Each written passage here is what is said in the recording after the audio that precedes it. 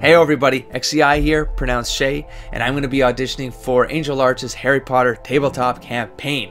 So the character I want to pitch is actually a Redcap. A Redcap is this malevolent dwarf-like creature that I'm already rolling my eyes because I'm like, malevolent in the sense that the perception of them is that they're malevolent because they kill people that get lost in the woods. They kill wizards that are sometimes on doing trials or whatever. But in my perspective is, you know, sometimes maybe they're just protecting lands, or maybe they're protecting their own families. There might be a dynamic there that might be fun to explore. One of the tests, it was an obstacle course that some teacher puts the wizarding students on, where they have to go through this abandoned house. The abandoned house has like a clan of red caps in there, and it becomes an obstacle course for them.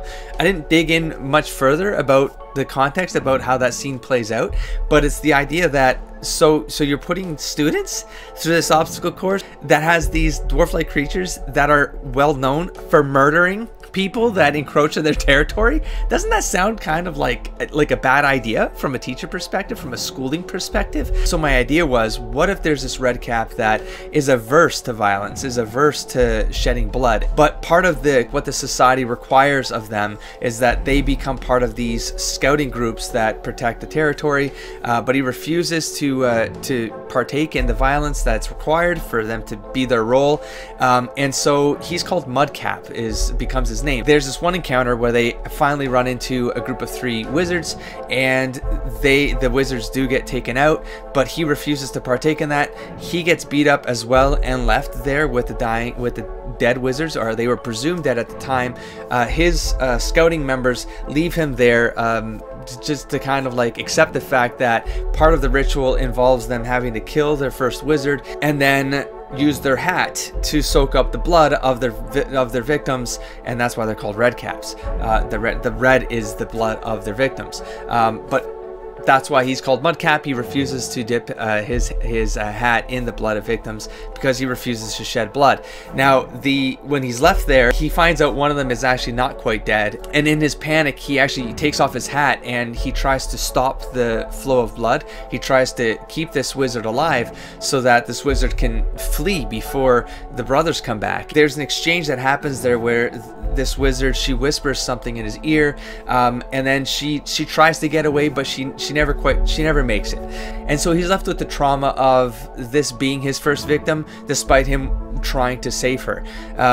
He does take her wand from the scene at the time, and then he flees. He runs away from the territory, from the clan.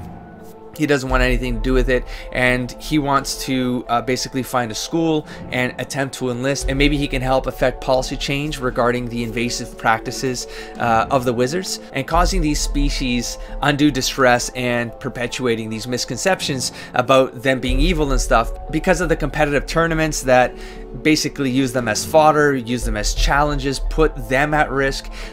Things like field trips and exercises that the schools put these students on, final exams, and so maybe he wants to, you know, change some of the policies around that stuff. And the wand he takes is actually ironwood, and he calls it his troll's finger. He thinks it's a wand, he believes it's a wand, he uses it like a wand, but whether it's a true wand or whether it was actually the wizard's wand, it's up for debate. It probably wasn't. It's probably just a twig that he got from the ironwood forest, but he believes it is. He's connecting it to that wizard, and so he uses it as a wand, and he believes one day he can make it a legitimate wand. He also has like a familiar with him. It's a roach that he calls Brooch. He wears it on his shirt, and whether it's a familiar or not is also up for debate.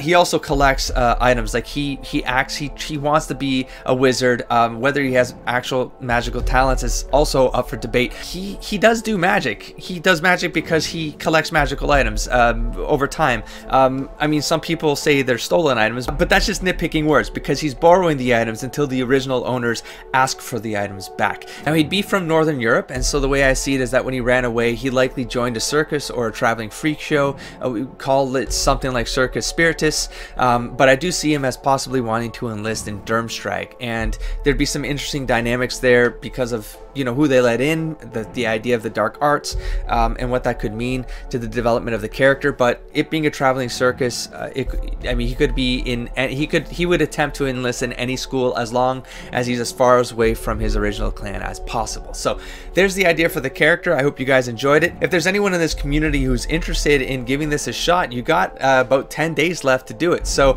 I will put a link down below for AngelArts breaking down like what's required for the audition, and yeah, get something out there and make it really difficult for him to pick 10 people and then cut it down to 4. That's gonna be a lot of fun to see him struggle through that. So without further ado, I will catch you later. Don't forget to explore, engage, and inspire, buddy. Peace.